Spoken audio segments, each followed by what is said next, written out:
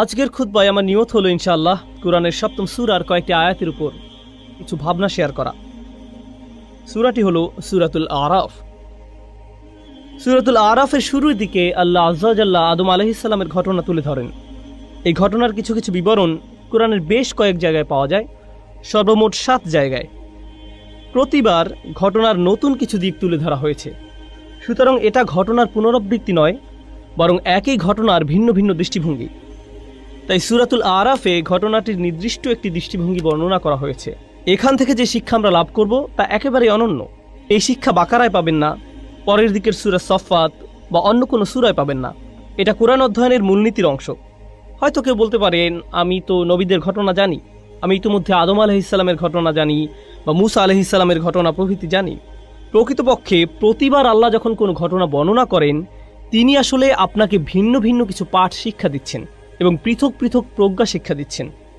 আজকে আপনাদের জন্য সে প্রজ্ঞাগুলোর একটির উপর গুরুত্ব দেব, আর তা হলো শুরু থেকে আল্লাহ কিভাবে মানবজাতির সৃষ্টি নিয়ে কথা বলেছেন। খুতবার শুরুতে আমি আয়াতটি তিলাওয়াত করেছি। আল্লাহ আযজা ওয়া জাল্লা বলেন, ক্বাদ খালাকনাকুম, আমি তোমাদেরকে সৃষ্টি করেছি, সুম্মা সাওয়ারনাকুম, অধিকন্তু আমি শুধু তোমাদের সৃষ্টি করিনি, আমি তোমাদের রূপও দান করেছি।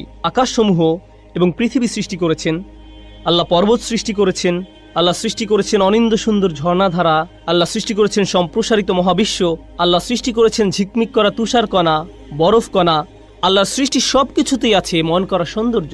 আল্লাহ স্বাভাবিক বর্ণনা ভঙ্গির বাহিরে গিয়ে কোনো কিছুর সৌন্দর্য বর্ণনা করেন না, শুধু এটা বলেন যে তিনি অমুক জিনিস সৃষ্টি করেছেন। কিন্তু যখন আমাদের কথা আসে, তিনি বলেন তিনি শুধু আমাদের সৃষ্টি করেননি, অধিকন্তু তিনি আমাদের রূপ দান করেছেন, আমাদেরকে তিনি শৈল্পিক নিপুণতায় তৈরি করেছেন। রূপ দান করার ব্যাপারটা হলো আরবি ভাষায় তাসভির, অর্থ হলো ছবি। আরবিতে অবশ্য এর জন্য ব্যবহৃত শব্দ হলো সূরাহ, কিন্তু তাসভির মানে শৈল্পিক সৌন্দর্য দিয়ে কোনো কিছু রূপ দান করা। এখানে যে ব্যাপারটা বোঝানো হচ্ছে, এটা করা হয়েছে এক ধরনের শৈল্পিক চেতনা থেকে, প্রয়োজন থেকে করা হয়নি। যদি প্রয়োজন থেকে কিছু তৈরি করতে হতো, বাল খালাকতাহু, কিন্তু কোনো কিছু তৈরি করার পর যদি আপনি একে সাজাতে চান, নিখুঁত করতে চান, তখন পরবর্তী পদক্ষেপ নিয়ে আপনি এর তাসভির করেন, আপনি এর সুন্দর রূপ দান করেন। আল্লাহ আযজা ওয়া জাল্লা বর্ণনা করেন মানুষকে সুন্দর আকৃতি দান করা হয়েছে। কুরআনের অন্য স্থানে আল্লাহ এর মূল শব্দ হুসন ব্যবহার করেছেন। অতএব আল্লাহ আযজা ওয়া জাল্লা বলেন, লাকাদ খালাকনাল ইনসানা ফি আহসানি তাকওয়িম, সূরা ৩ এর বিখ্যাত আয়াত। অবশ্যই আমি মানুষকে সৃষ্টি করেছি সর্বোত্তম গঠনে, সুন্দরতম আকার আকৃতি দিয়ে। আল্লাহ আযজা ওয়া জাল্লা বলেন সূরা মুমিনে, খালাকাকুম ফা আহসানা সুওয়ারাকুম সাওয়ারাকুম ফা আহসানা সুওয়ারাকুম, আর তিনি তোমাদেরকে আকৃতি দিয়েছেন, অতঃপর তোমাদের আকৃতিকে সুন্দর করেছেন। তিনি এখানে পরবর্তী পদক্ষেপের কথা বলছেন, যা নিজেই সুন্দর। তিনি এর সাথে আরেক ধাপ সৌন্দর্য যোগ করলেন, কারণ আল্লাহ আযজা ওয়া জাল্লা কোরআনে বিশেষ মনোযোগ আকর্ষণ করেছেন মানুষের সৌন্দর্য এবং আকর্ষণীয়তার প্রতি। মানুষ আকর্ষণীয় এক সৃষ্টি, মানুষ আল্লাহর অনিন্দ সুন্দর এক সৃষ্টি, আর এটি মানব জাতির জন্য খুবই শক্তিশালী একটি দিক। বস্তুত আজকের বিশ্বে মানুষের সৌন্দর্যকে ঘিরে যে ইন্ডাস্ট্রি গড়ে উঠেছে, তার সবচেয়ে বেশি লাভজনক ইন্ডাস্ট্রির মাঝে অন্যতম। কসমেটিক ইন্ডাস্ট্রি থেকে শুরু করে ফ্যাশন ইন্ডাস্ট্রি, পোশাক শিল্প, ফিল্ম ইন্ডাস্ট্রি, সব কিছুতে সৌন্দর্যকে পুঁজি করে তারা ব্যবসা করে। কিসের ভিত্তিতে তারা অভিনেতা, অভিনেত্রী, মডেল ইত্যাদি নির্বাচন করে। এমনকি কিছু কিছু নোংরা শিল্পেও তারা এই ধারণাকে কাজে লাগায় যে মানুষ সহজাতভাবেই সুন্দর এবং নিজেরা অন্য মানুষের সৌন্দর্যের প্রতি আকর্ষিত। তারা এটাকে পুঁজি করে ব্যবসা করে এবং অগণিত টাকা পয়সা উপার্জন করে। অতএব এটি খুবই শক্তিশালী একটা জিনিস, যা আল্লাহ মানব জাতিকে দিয়ে অলঙ্কৃত করেছেন, নারী পুরুষ সবাইকে দিয়েছেন। এখন এটা বলার পর আমি আপনাদেরকে বলেছিলাম এই খুতবা আদম আলাইহিস সালামের ঘটনা নিয়ে। আমি মনে করি এখানে উপবিষ্ট সবাই ঘটনাটি জানেন, বা অন্তত এই ঘটনার কিছুটা বিস্তারিত বিবরণ আপনাদের সবার জানা আছে। জান্নাতে আমাদের পিতামাতাকে একমাত্র যে নির্দেশটি প্রদান করা হয়েছিল, এই গাছের নিকটেও যেও না, লা তাকরাবু হাযিহি শাজারা, তোমরা দুজনে এই গাছ থেকে দূরে থাকো। এটাই ছিল একমাত্র নির্দেশ। যদি কোরআনের টেক্সট ভালোভাবে খেয়াল না করেন, তাহলে আপনার মনে হবে শয়তানের লক্ষ্য ছিল আমাদের পিতামাতাকে ওই গাছের ফল আহার করানো, আমাদের পিতামাতাকে ওই গাছের ফল আহার করানো, এটাই ছিল তার লক্ষ্য। আল্লাহ আযজা ওয়া জাল্লা এটাকে শয়তানের লক্ষ্য হিসেবে বর্ণনা করেননি। এটা আমার আশা ছিল, আমি আশা করেছিলাম শয়তানের উদ্দেশ্য ছিল, আল্লাহ বলেছেন এই গাছের নিকটেও যেও না, আর শয়তানের লক্ষ্য হবে তাদেরকে গাছের নিকটবর্তী করা। সূরা বাকারায় আল্লাহ বলছেন, আযাল্লাহুমুশ শাইতান, শয়তান তাদের পদস্খলন ঘটালো, শয়তান তাদের উভয়ের দ্বারা সামান্য ভুল করালো। আমরা এখনো জানি না সে পদস্খলনটি আসলে কি, কিন্তু সূরাতুল আরাফে আল্লাহ শুধু আমাদের বলেননি শয়তান কি করেছে, আল্লাহ আমাদেরকে তার উদ্দেশ্যের কথাও বলেছেন। তো কেন সে তাদেরকে গাছের নিকটবর্তী করতে চেয়েছিল? গাছ থেকে নিষিদ্ধ ফল আহার করানোই কি তার লক্ষ্য ছিল, নাকি তার মাথায় আরো অন্য কোনো উদ্দেশ্য ছিল যা মানব জাতিকে ধ্বংস করে ছাড়বে? আমাদেরকে একটি ব্যাপার বুঝতে হবে। এমনকি দিন শেষে আদম আলাইহিস সালামকে একটি নির্দিষ্ট গাছ সম্পর্কে বলা হলো, এই গাছের ফল তোমার জন্য হারাম, এই গাছের ফল খাওয়া তোমার জন্য নিষিদ্ধ। তিনি এবং আমাদের মা সেই ঐতিহাসিক ভুলটি করলেন এবং আমরা সেই গাছের ফল আহার করলাম। কিন্তু ব্যাপারটি নিয়ে যদি যৌক্তিক দৃষ্টিতে চিন্তা করেন, আমরা জীবনে অসংখ্য ভুল করি, আর মানুষ এই দুনিয়াতে আসার পর মারাত্মক সব অপরাধ করে থাকে। মানুষ খুন করে, ধর্ষণ করে, লুটতরাজ চালায়, ডাকাতি করে, চুরি করে, অন্য দেশে আক্রমণ চালায়, অন্য মানুষের সম্পদ দখল করে নেয়, অন্যদের প্রাপ্য অধিকার থেকে বঞ্চিত করে। এখন যদি এই সমস্ত অপরাধকে একটি গাছের ফল খাওয়ার অপরাধের সাথে তুলনা করেন, এটাকে তেমন কোনো বড় অপরাধ বলে মনে হবে না। এমনকি কোরআনেও আল্লাহ বলছেন, আযাল্লাহুমা, সে তাদের পদস্খলন ঘটালো, সে তাদের দ্বারা সামান্য ভুল করালো। আপনার মনে হতে পারে এটা তো মানব জাতির ইতিহাসের সবচেয়ে বড় ভুল, আর আল্লাহ আয্যা ওয়া জাল্লা এর মাত্রা কমিয়ে একে সামান্য ভুল বলে আখ্যায়িত করলেন। কিন্তু শয়তান এখানে শুধু ফল খাওয়ার চেয়েও বড় কিছু দেখল, শুধু গাছের নিকটবর্তী হওয়ার চেয়েও সে এখানে বড় কিছু দেখল। তার ছিল খুব নির্দিষ্ট একটি উদ্দেশ্য। এই ব্যাপারটার উপরেই আজকে গুরুত্ব দিতে চাই। আমার খুতবার প্রথম অংশ এই অংশের সাথে সম্পর্কহীন মনে হতে পারে। প্রথম অংশে আমি বলেছি আল্লাহ মানুষকে খুব সুন্দর অবয়বে সৃষ্টি করেছেন, আকর্ষণীয় করে তৈরি করেছেন। এখন শুনুন আল্লাহ আয্যা ওয়া জাল্লা শয়তানের মনের ভেতর থেকে কি বর্ণনা করছেন। ফাওয়াসওয়াসা লাহুমাশ শাইতান, শয়তান অবিরত তাদের কুমন্ত্রণা দিল এবং দূরে সরে গেল। ওয়াসওয়াসা মানে হামাসা ওয়া গাবা, সে তাদের কাছে যেত, কুমন্ত্রণা দিত এবং অদৃশ্য হয়ে যেত, এরপর আবার কুমন্ত্রণা দিত এবং আবার অদৃশ্য হয়ে যেত। ক্রমাগত কারো কাছে একই বার্তা বারবার প্রচার করা, যতক্ষণ না সে তা গ্রহণ করে নেয়। প্রোপাগান্ডা এভাবেই কাজ করে। আপনাদের কি মনে হয় কেন তারা একই অ্যাড বারবার প্রচার করে, যেন আপনার তা একেবারে মুখস্থ হয়ে যায়? যদি ওয়াসওয়াসা বারবার দেয়া না হয় তবে এটি আপনার চিন্তার অংশ হবে না। কোকের একটি বিজ্ঞাপন 10-15 বার দেখার পর হঠাৎ করে আপনার ইফতারিতে কোকের প্রয়োজন হয়। ভাবছেন কিরে, কোকের চিন্তা কোত্থেকে মাথায় এলো? তাহলে ওয়াসওয়াসা মানে মনের মধ্যে কোনো কিছুর ধারণা বারবার প্রবেশ করিয়ে দেয়া। এখন তার উদ্দেশ্য কি ছিল? আল্লাহ বলেন, লিয়ুবদিয়া লাহুমা মা উরিয়া আনহুমা মিন সাওআতিহিমা। তিনি এখানে গাছের কথা উল্লেখ করেনি। শয়তান তাদের বারবার কুমন্ত্রণা দিতে লাগলো। এই অংশটা মনোযোগ দিয়ে শুনুন। তাদের কুৎসিত অংশ থেকে যা ঢাকা ছিল, যাতে সে তাদের জন্য তা প্রকাশ করে দেয়, অর্থাৎ তাদের উলঙ্গ শরীর। এখন এই অংশটি বোঝা একটু কঠিন, কারণ ঠিক কয়েক মুহূর্ত আগে একই সূরার আরেকটি আয়াতে আল্লাহ বলেন তিনি আমাদেরকে কেমন করে সৃষ্টি করেছেন, সুন্দর রূপে। এখন আল্লাহ বলছেন শয়তান চেয়েছিল আমাদের পিতামাতা যেন কুৎসিত রূপে একে অপরের নিকট প্রকাশিত হয়ে পড়ে, অর্থাৎ উলঙ্গ অবস্থায়। সে চেয়েছিল তাদের নিকট থেকে তাদের জামা কাপড় খুলে ফেলতে। এটাই ছিল তার লক্ষ্য। এখানে দুটি প্রশ্ন দেখা দেয়। প্রথমত, আল্লাহ কেন বলেননি যে শয়তান তাদেরকে গাছের ফল আহার করাতে চেয়েছিল? আর দ্বিতীয়ত, হঠাৎ করে কেন যে শরীর আল্লাহ সুন্দর আকৃতিতে সৃষ্টি করেছেন এখন সেটা কুৎসিত? আল্লাহ কোন কারণে এই কথা বলছেন? এই সমস্যাটি মানব জাতিকে, বিশেষ করে ঈমানদারদের অবশ্যই বুঝতে হবে। আল্লাহ আয্যা ওয়া জাল্লা এই শরীরকে সুন্দর করে সৃষ্টি করেছেন। প্রকৃতপক্ষে একজন পুরুষের কাছে সবচেয়ে আকর্ষণীয় বিষয় হলো একজন নারী। আল্লাহ আয্যা ওয়া জাল্লা এই শরীরকে সুন্দর করে সৃষ্টি করেছেন। যুয়্যিনা লিন-নাসি হুব্বুশ শাহাওয়াতি মিনান নিসা, মানুষের কাছে সবচেয়ে বেশি সুশোভিত করা হয়েছে নারী। এটি খুবই প্রভাব বিস্তারকারী শক্তি। এটি এতই শক্তিশালী যে কোরআনে গাছটির জন্য যে ভাষা ব্যবহার করা হয়েছে সেই একই ভাষা ব্যভিচারের জন্য ব্যবহার করা হয়েছে। লা তাকরাবু হাযিহিশ শাজারা লা তাকরাবুজ জিনা লা তাকরাবুল ফাওয়াহিশ, ব্যভিচারের কাছেও যেও না, কোনো নারীর সাথে অবৈধ সম্পর্ক করার কাছেও যেও না, কোনো ধরনের নির্লজ্জতা এবং বেহাপনার ধারে কাছেও যেও না। অতএব এটি খুবই ভয়ঙ্কর। আর এটা এমন কিছু ঠিক গাছের নিকটবর্তী হওয়ার মতো, কাছে গেলেই এটা আপনাকে টেনে ধরবে। ভেবেছিলেন এটা তো শুধু দৃষ্টি বিনিময়, তাকে দেখে পছন্দ হয়ে গিয়েছিল, এরপর আবার তাকালেন, সে মুচকি হাসি দিল, আপনিও হাসলেন। এখান থেকে ধীরে ধীরে একটা চক্রের মধ্যে আটকে গেলেন। এরপর সবকিছু সীমার বাহিরে চলে গেল। কিছু বুঝে ওঠার আগেই এমন কিছুতে আটকে গেলেন, বুঝতেও পারছেন না কিভাবে বের হবেন। সুতরাং কাছে না যাওয়ার উপদেশটি উত্তম একটি উপদেশ, কারণ আপনি জানেন না কোথায় থামতে হবে। কিছু দূর অগ্রসর হওয়ার পর আর থামতে পারেন না। তো আল্লাহ আজ্জা জাল্লা বর্ণনা করেন, যখন মানুষ আল্লাহর অনুমোদিত পথের বাহিরে গিয়ে একে অন্যের নিকট লজ্জাস্থান প্রকাশ করে দেয়, এটাই তখন চূড়ান্ত কদর্যতা, এটাই তখন মানুষের চূড়ান্ত কুৎসিত রূপ। পুরুষ এবং নারীর সুন্দর একটি ভালোবাসার সম্পর্ক থাকার কথা। আল্লাহ আমাদের সুন্দর করে সৃষ্টি করেছেন যেন আমরা একে অন্যের প্রতি আকৃষ্ট হই। এরপর তিনি একটি ব্যবস্থাপনা তৈরি করলেন যার মাধ্যমে এই সম্পর্কটি বৈধতা পাবে। বিয়ের মাধ্যমে এই সম্পর্কটি বৈধতা পাবে।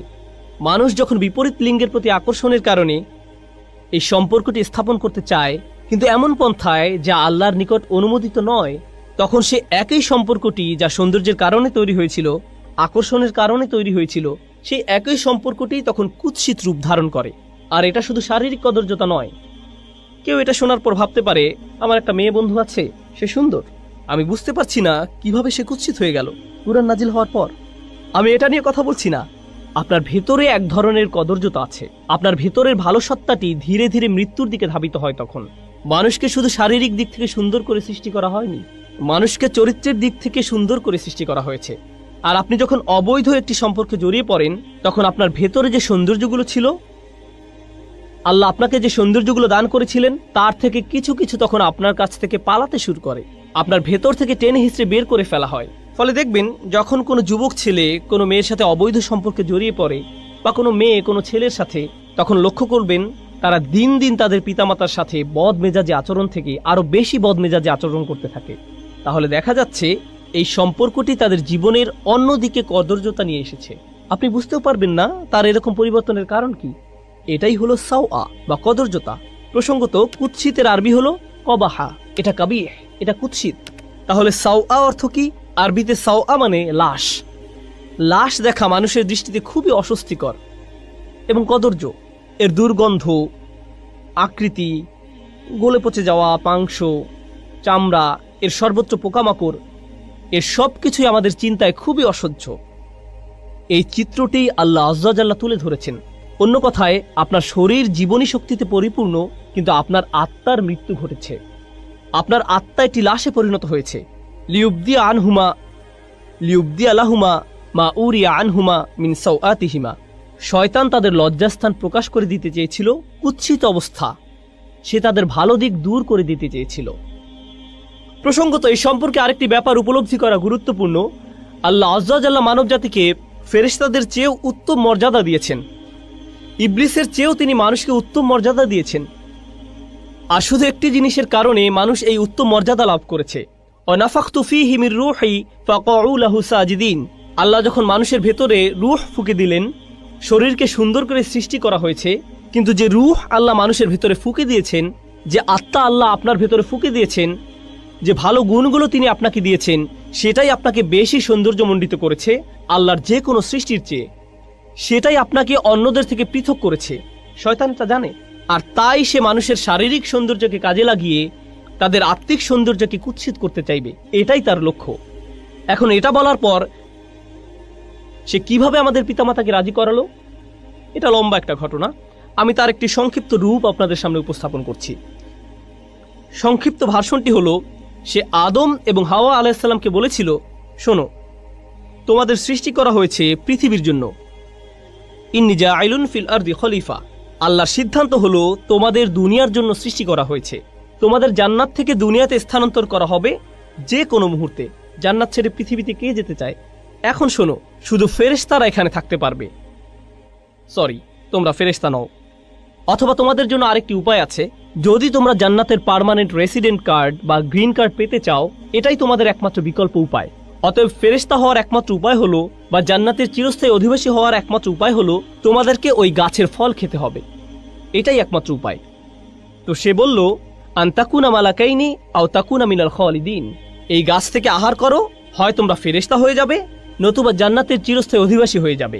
এজন্যই আমাদের পিতামাতা ভুলটি করেছিলেন। এখন এই ভুল করার পর কি ঘটল? আল্লাহ বর্ণনা করছেন, ফাদাল্লাহুমা বিগুরুর। এই আয়াতটি ভালোভাবে বোঝা খুবই গুরুত্বপূর্ণ। তিনি বলেন, সে তাদের পদস্খলিত করলো ধীরে ধীরে। দাল্লাহুমা, আরবি শব্দ দাল্লা এসেছে দালউন থেকে, যার অর্থ বালতি। আগের দিনে বালতি ব্যবহার করা হতো কূপ থেকে পানি তোলার কাজে। একটি বালতি দড়ি দিয়ে বেঁধে কূপের ভিতরে ফেলতো, তারপর টেনে টেনে তুলতো। এর নাম হলো আদলা দালওয়াহু। এর নাম হলো আদলা দালওয়াহু। বালতি কি সাথে সাথে উপরে উঠে আসে নাকি সময় লাগে? সময় লাগে। এটি একটি ধীর প্রক্রিয়া, আর প্রক্রিয়াটি যদি মাত্রাতিরিক্ত ধীর গতির হয় তখন আপনি আদলা দালওয়াহু বলেন না, বলেন দাল্লা দালওয়াহু। এটা অতিরিক্ত লম্বা সময় নেয়। শয়তানকে বর্ণনা করা হয়েছে সে তাড়াহুড়ো করে না, সে আপনাকে পথভ্রষ্ট করতে চায়, কিন্তু সে সময় নিয়ে ধীরে ধীরে করবে। সে আপনার কাছে আসে, আপনি বলেন আউযুবিল্লাহি মিনাশ শাইতানির রাজিম, সে তখন বলবে ওকে আমি একটু পর আবার আসবো, চিন্তা করো না, আমাদের হাতে সময় আছে। সে একটু পর আবার আসবে, এরপর আবার আসবে, এরপর আবার আসবে, আপনাকে অবিশ্বাসী বানানোর জন্য বা আপনাকে দিয়ে পাপ করানোর জন্য। সে আপনার উপর প্রতিবার 1% করে কাজ করবে, আর এটা অনুধাবন করা খুবই গুরুত্বপূর্ণ। মনোবিজ্ঞানে তারা একটি বিশেষ বিষয় পরীক্ষা করে দেখে, এর নাম হলো স্লো বয়েল, ধীর গতির সিদ্ধ। তারা একটি ব্যাঙকে নিয়ে ফুটানো পানিতে ছেড়ে দেয়, এটি তখন সাথে সাথে লাফ দিয়ে বের হয়ে যায়। এরপর ব্যাঙটাকে নিয়ে স্বাভাবিক পানির একটি পাত্রে ছেড়ে দেয়, আর তারা পাত্রটির নিচে ধীরে ধীরে তাপ দিতে থাকে। এক সময় তাপমাত্রা তীব্র আকার ধারণ করে, কিন্তু ব্যাঙটা কখনোই লাফ দিয়ে বের হয় না, সেখানেই তার মৃত্যু ঘটে। সে এমনকি বুঝতেও পারে না যে তার তাপমাত্রা ধীরে ধীরে বৃদ্ধি পাচ্ছে। শয়তান আপনাকে দিয়ে হারাম কাজ তাৎক্ষণিক করাতে চায় না, কারণ আপনি বুঝতে পারেন এটা একটা ভুল। আপনি আল্লাহর আশ্রয় প্রার্থনা করেন, তো সে আপনার কাছে আসবে নির্দোষ সব বিষয় নিয়ে। আপনি তখন ভাববেন এতে আর কি সমস্যা, মানুষ এটাকে শুধু শুধু খারাপ মনে করে, কিন্তু আপনি বুঝতেও পারবেন না। এরপর সে আপনার কাছে এসে সামান্য একটু পদস্খলন ঘটাবে, আপনার আশেপাশের সবাই বলবে এটা করো না। আপনি তখন মুখ ঘুরিয়ে বলবেন এটা কি হারাম? আমি এমন কি করেছি? আমি কি কাউকে খুন করেছি? কি ভুল করেছি আমি? শয়তান ঠিক এই কাজটাই করে, দাল্লাহুমা বিগুরুর। সে আমাদের পিতামাতার সাথেও সব ধরনের প্রতারণার মাধ্যমে এই পদ্ধতি অবলম্বন করেছিল। ব্যাপারটা ইন্টারেস্টিং যে আরবিতে গুরুর মানে প্রতারণা, আবার এর দ্বারা অহংকার বোঝায়। সে মানুষের অহমিকা জাগিয়ে দেয়। মানুষ যখন ছোটখাটো ভুল করে আর কেউ সে ভুল ধরিয়ে দিলে বা স্মরণ করিয়ে দিলে, এটা স্বামী হোক বা স্ত্রী হোক, বাবা হোক বা মা হোক, কেউ ভুল ধরিয়ে দিলে সাথে সাথে সে মাগরুর হয়ে ওঠে, সাথে সাথে রাগান্বিত হয়ে ওঠে। না, কি বলছো তুমি? তুমি কে আমার ভুল ধরার? এভাবে তাদের ইগো ভালো হওয়ার পথ বন্ধ করে দেয়। যে সমস্যাটা শয়তানের নিজের ছিল, অহংকারের সমস্যা। যাই হোক, অনেক সময় ধরে চেষ্টা করার পর সে সফল হলো। সে আমাদের পিতামাতাকে মুহূর্তের মধ্যে গাছের কাছে নিয়ে যেতে পারেনি। সে তাদের কুমন্ত্রণা দিল, আর তারা সাথে সাথে বলে উঠল ভালো বুদ্ধি, ঠিক আছে চলো। না না না, এতে অনেক লম্বা সময় লেগেছিল তারা সেখানে যাওয়ার পূর্বে। অবশেষে তারা তাদের আদি ভুলটি করে ফেলল। আল্লাহ আযজা জাল্লা বলেন বাদাত লাহুমা সাওআতুহুমা, তাদের উলঙ্গতা, তাদের কদর্যতা প্রকাশিত হয়ে পড়ল। এটা পরস্পরের নিকট প্রকাশিত হয়ে গেল, তাদের জামা কাপড় খুলে গেল। এই কাজের ফলস্বরূপ তাদের কাপড় খুলে গেল। এটি আসলে কোরআনের শক্তিশালী একটি দার্শনিক প্রতীকী শিক্ষা। আমরা শুধু এর ভাবকে আক্ষরিক অর্থে গ্রহণ করি না, কিন্তু এর ভেতরে রয়েছে বহু প্রজ্ঞা। যখন মানবজাতি হারামের পথ অবলম্বন করে, হোক সেটা হারাম খাদ্য, হারাম উপার্জন, হারাম আচরণ, যখন আমরা সিদ্ধান্ত গ্রহণ করি যে আমরা আল্লাহর বিধান অমান্য করব, যখন আল্লাহ বলেন অমুক কাজ থেকে দূরে থাকো কিন্তু আপনি তার থেকে দূরে থাকেন না, তখন ধীরে ধীরে কিন্তু নিশ্চিত রূপে আপনি আপনার লজ্জাশীলতা হারিয়ে ফেলবেন, আপনি আপনার হায়া শরম হারিয়ে ফেলবেন। জিহ্বা দিয়ে নোংরা শব্দ বের হবে, এর উপর নিজের কোনো নিয়ন্ত্রণ থাকবে না। আপনি নির্লজ্জ হয়ে পড়বেন কথায়, নির্লজ্জ হয়ে পড়বেন দৃষ্টিতে, নির্লজ্জ হয়ে পড়বেন কাজের ক্ষেত্রে। এভাবে শুধু পতন হতে থাকবে। আর এই সব কিছুর শুরু হয়েছিল আপাত দৃষ্টিতে এর সাথে সম্পর্কহীন একটি ব্যাপার থেকে, আদম হওয়ার ক্ষেত্রে একটি গাছের ফল খাওয়া থেকে। আর আমাদের ক্ষেত্রে যখন কোনো ব্যাপারে আমরা আল্লাহকে অমান্য করব, তার নিষিদ্ধকৃত বস্তুর নিকটে যাব, আমাদেরকে দেয়া আল্লাহর শ্রেষ্ঠ উপহার, আমাদের হায়া, আমাদের লজ্জা, আমাদের শালীনতা, আমাদের সংকোচের চেতনা চুরমার হয়ে যাবে। আমরা এর অযোগ্য হয়ে পড়ব। তারা যখন এই কাজ করলো, তাদের কাপড় খুলে গেল। ফলে তারা কি করলো? অতফিকা ইয়াখসিফানি আলাইহিমা মিন ওয়ারাকিল জান্নাহ, তারা সাথে সাথে জান্নাতের পাতা দিয়ে নিজেদের ঢাকতে শুরু করলো। তারা অপমানিত হলো এবং নিজেদের লজ্জা ঢাকতে লাগলো। আমরা এখান থেকে কি শিখছি? পরস্পরের সম্মুখে উলঙ্গ না হওয়াটা আদম সন্তানের প্রকৃতিতেই আছে। পোশাক পরিচ্ছদ পরে থাকা, নিজেদের লজ্জা ঢেকে রাখা, এটা আদম সন্তানের সহজাত প্রকৃতিতে স্থাপন করে দেয়া হয়েছে। এজন্য মানবজাতির সকলে সহজাতভাবে নিজেদের ঢেকে রাখতে পছন্দ করে। বাচ্চা মেয়ে বা বাচ্চা ছেলে সামান্য বুদ্ধি হলেই 2 বছর বয়স, 3 বছর বয়স বা 4 বছর বয়স, খুবই ছোট, তাদের কোনোভাবেই এখনো বুদ্ধিমান সচেতন প্রাণী বলা যায় না। কিন্তু মা জামা পরানোর সময় বাবা যদি সামনে এসে যায়, তারা লজ্জিত হয়ে পড়ে, তারা কম্বলের নিচে লুকিয়ে পড়ে। আল্লাহ মানবজাতির ভেতরে প্রাকৃতিকভাবেই লজ্জার চেতনা স্থাপন করে দিয়েছেন। কিন্তু তখন কি হয়, যখন শয়তান কুমন্ত্রণার পর কুমন্ত্রণা দিতে থাকে, সে কুৎসিত সবকিছুকে মানুষের নিকট সুন্দর হিসেবে উপস্থাপন করে। ওয়াযায়্যানা লাহুমুশ শাইতানু আমালাহুম, শয়তান তাদের কাজগুলোকে তাদের নিকট সুন্দর হিসেবে উপস্থাপন করে। ঈমান থাকলে, বিশ্বাস থাকলে আল্লাহ যাকে কুৎসিত বলেছেন আমরাও তাকে কুৎসিত মনে করি, আল্লাহ যাকে সুন্দর বলেছেন আমরাও তাকে সুন্দর মনে করি। কিন্তু যদি শয়তানকে আপনার অন্তরে প্রবেশ করতে দেন, যে জিনিসগুলো কুৎসিত মনে হওয়ার কথা ছিল তাই আপনার কাছে সুন্দর মনে হওয়া শুরু করবে। এরপর সমাজের অবস্থা এমন পর্যায়ে এসে উপনীত হয়, আপনি যত কম জামা কাপড় পরবেন, আপনার জামা কাপড় যত খোলামেলা হবে। রাসূল যেমন বলেছেন, কাসিয়াত আরিয়াত সাল্লাল্লাহু আলাইহি সাল্লাম, একসময় মহিলারা এমনভাবে জামা কাপড় পরবে, যদিও তাদের শরীরে কাপড় থাকবে কিন্তু দেখতে মনে হবে উলঙ্গ। জামা কাপড় এমন টাইট হবে, মনে হবে যেন শরীরের উপর রং করা হয়েছে, কোনো কিছু সে পরিধান করেনি। অবস্থা এমনই হবে এক সময়, আর এটাই মানবজাতির কাছে সুন্দর মনে হবে। কিন্তু পক্ষান্তরে প্রসঙ্গত এটা শয়তানের ফাঁদ। মানবজাতির চূড়ান্ত ব্যর্থতা হবে তখন যখন নির্লজ্জতাকে সুন্দর মনে হবে, উদযাপন করা হবে। প্রসঙ্গত তারা কি করে, এখানে উপস্থিত অনেক যুবক ছেলের জন্য সিয়াম পালন করা অনেক কঠিন মনে হয়, কারণ সে নিজে নিজে প্রতিজ্ঞা করেছে রমজানে সে কোনো মুভি দেখবে না। ওরা আপনাকে মুভি দেখার জন্য কিভাবে প্ররোচিত করে, ওরা ট্রেইলার বানায়। আর এই ট্রেইলারগুলোতে কি দেখানো হয়, হয়তো এটি কোনো অ্যাকশন মুভি ট্রেইলার, বিস্ফোরণ হচ্ছে, একটি গাড়ি আরেকটি ধাওয়া করছে, ফাইট হচ্ছে, ঠিক মাঝখানে কোথাও তারা উলঙ্গ একটি দৃশ্য যোগ করে দিবে কয়েক সেকেন্ডের জন্য। মুভির গল্পের সাথে এর কোনো সম্পর্ক নেই। তারা এটা দিয়ে লোভ দেখায় যেন আপনি বলে ওঠেন, ও আমাকে এখন এটা দেখতে হবে। তারা এভাবে আপনাকে আটকে ফেলে। তারা বেহায়াপনাকে উদযাপন করে। তারা এমন জিনিস উদযাপন করে যা মানবজাতির দৃষ্টির আড়ালে লুকিয়ে থাকার কথা ছিল। এরপর আছে অন্য প্রান্তের কিছু লোক, আমাদের সব সময় শালীন থাকতে হবে, আমাদের লজ্জা থাকতে হবে, আমাদেরকে নিজেদের হায়া শরমের সংরক্ষণ করতে হবে। আস্তাগফিরুল্লাহ। এখন আপনি সারা জীবন ধরে সব সময় চোখ নিচু করে রাখেন, জীবনে মাটি আর ঘাস ছাড়া কোনো কিছু আপনার চোখে পড়েনি। যে মেয়েকে বিয়ে করবেন এমনকি তার দিকেও চোখ তুলে তাকান না। এমনকি বিয়ে হওয়ার পরেও কিছু কিছু মুসলিম সংস্কৃতিতে আমরা এতই ধার্মিক যে আমরা কোরআনের চেয়েও বেশি ধার্মিক, আমরা রাসূল সাল্লাল্লাহু আলাইহি সাল্লামের সুন্নাহ থেকেও বেশি ধার্মিক। স্ত্রী সবসময় জিলবাব হিজাব পরে থাকে, এমনকি ঘরের ভেতরেও সে এমনকি তার স্বামীর জন্যও সাজে না, এমনকি তার স্বামীর জন্যও সুন্দর পোশাক পরে না। সে কখনো তার স্বামীকে নিজের দিকে আকৃষ্ট করার চেষ্টা করে না। যদি জিজ্ঞেস করেন কেন এমনটা করো না, সে বলবে আস্তাগফিরুল্লাহ আস্তাগফিরুল্লাহ। এটা আস্তাগফিরুল্লাহ নয়, তুমি যে স্বামীর কাছেও নিজেকে ঢেকে রাখো এটাই আস্তাগফিরুল্লাহ। কারণ নারী পুরুষের সম্পর্ক যদি সৌন্দর্যমণ্ডিত না হয়, হালাল সীমার ভেতরে সম্পর্ক যদি হালালের ভেতরে সুন্দর না হয়, তখন শয়তান পুরুষ মানুষটির অন্তরে কুমন্ত্রণা দেওয়ার সুযোগ পেয়ে যায়। সে বলবে তুমি যা চাচ্ছ তা বিয়ের সীমার বাহিরে পাবে, বাহিরে পাবে। বুঝতে পারছেন? আল্লাহ আযজা ওয়া জাল্লা কোরআনে এই সুন্দর সম্পর্কের সংরক্ষণ করেছেন যেন বিয়ের ভেতরে সম্পর্কটা সুন্দর এবং রোমান্টিক থাকে। কিভাবে তিনি এটা করেছেন?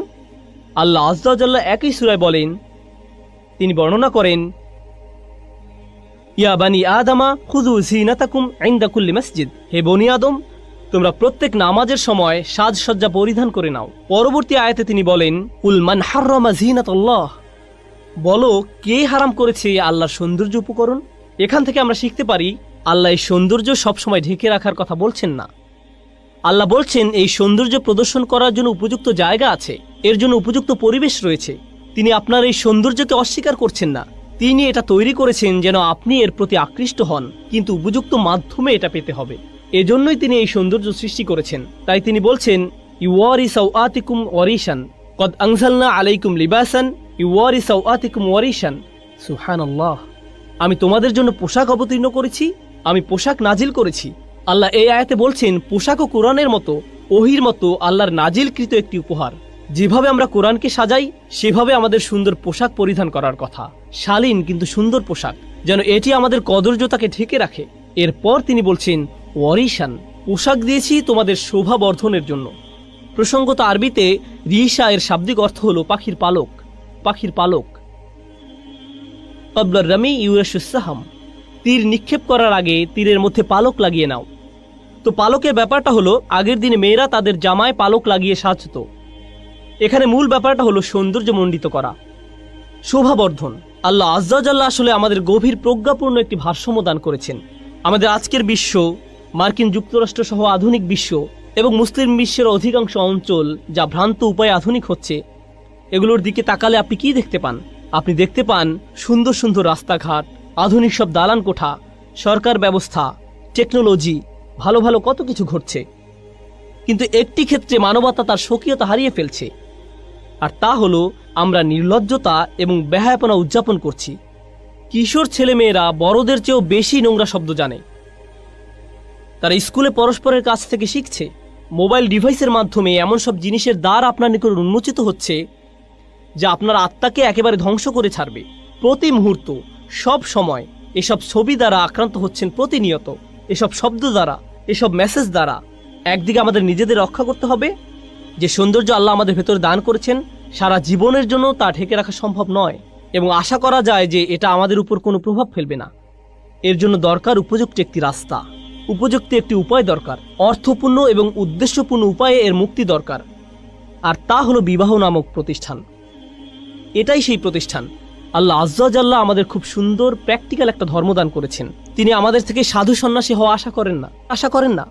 সাহাবারা রাদিয়াল্লাহু আনহুম আজমাইন তথা রাসূল সাল্লাল্লাহু আলাইহি সাল্লামের সঙ্গীদের ইসলামের পূর্বেও একটি জীবন ছিল, আর সে সময় তারা ঠিক এমন ছিলেন না যে আস্তাগফিরুল্লাহ ওইদিকে আপুরা আছেন। সে সময় তারা এমন জীবন পার করেননি। ইসলামের পূর্বে তাদের কারো কারো রোমান্টিক জীবন ছিল, কেউ কেউ এমনই ছিলেন।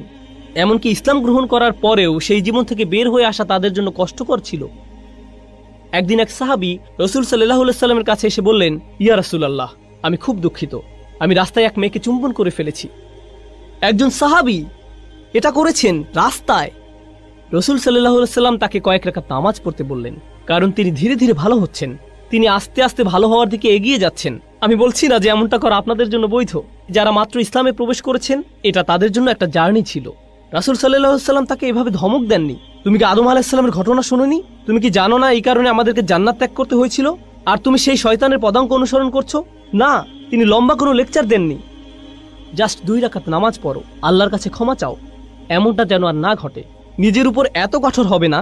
আপনাদের কেউ কেউ অতীতে ভুল করেছেন, আর কেউ কেউ এখনো করে যাচ্ছেন।